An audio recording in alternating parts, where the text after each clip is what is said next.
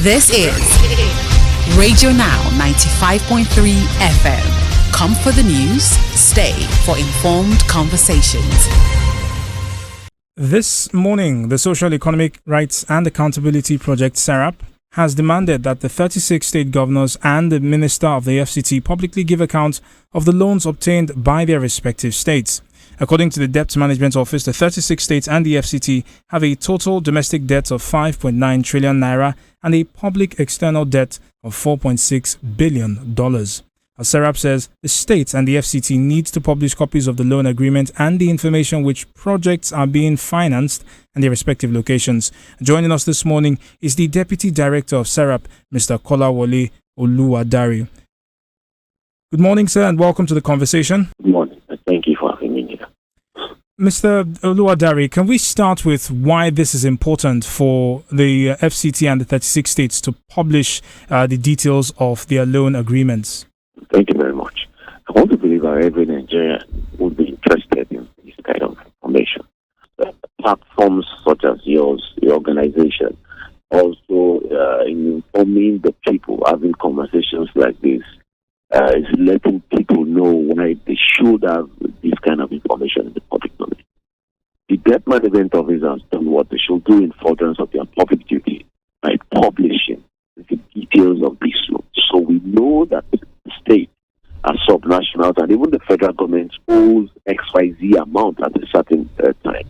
But what we do not know is how these loans have been spent.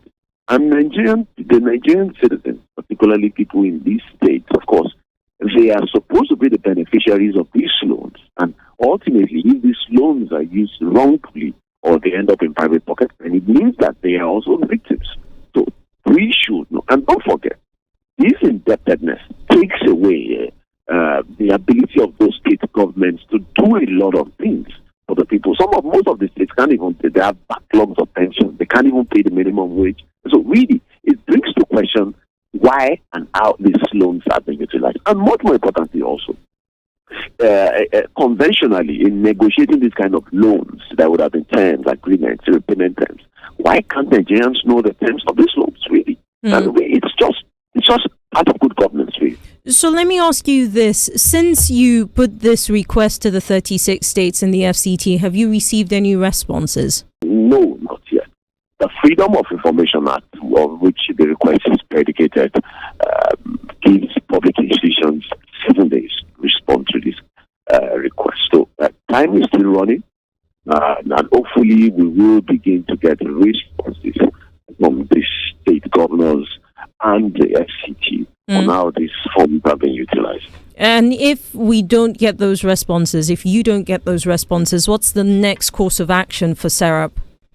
I think I prefer the earlier pronoun, we. So it's not about SERAP, it's about the Nigerian people. We would have to go to court, unfortunately. And really, this is not the kind of thing that should end up in court. This is simply about transparency and accountability. These are information that should be in the public domain already. We would have to go to court because the law, the FY Act, of course, permits every Nigerian the right to go to court, to compel public institutions and public officers to provide information if they do not do so within the 7-day period when they should have done so. Unfortunately, these might end up being another public investigation, and it's actually not needless, actually. Well, Mr. Oluwadare, in the event that, as you've pointed out, we don't get the response that we want from the 36 states and the FCT, are there any other ways to get this information out into the public? The SERAP has made a request already. I'm wondering here if the Freedom of Information Bill is something that can be used to leverage on getting this information out. Yes, that's the request itself is a Freedom of Information request. But much more importantly, conversations like this, with organizations like yours providing the platforms, also empowers the citizens by educating them, making them understand the basics of these kind of conversations, letting them know. And that means that the advocacy is transferred to citizens, because ultimately it's not about SERAP.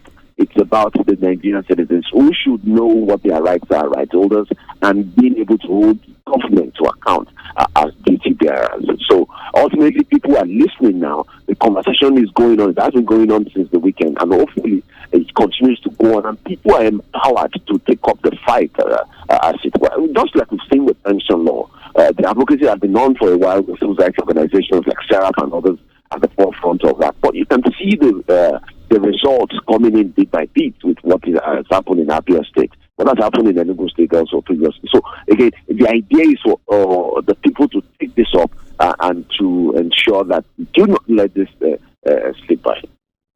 Well, thank you very much for speaking with us, Mr. Oluwadari. We appreciate your time on this conversation. Our guest this morning is the Deputy Director of SERAP, Mr. Kolawole Oluwadari. He joined us to speak on the accountability project's demand that the 36 state governors and the Minister of the FCT publicly give account of the loans obtained by their respective states. This is Radio Now 95.3 FM. Come for the news, stay for informed conversations.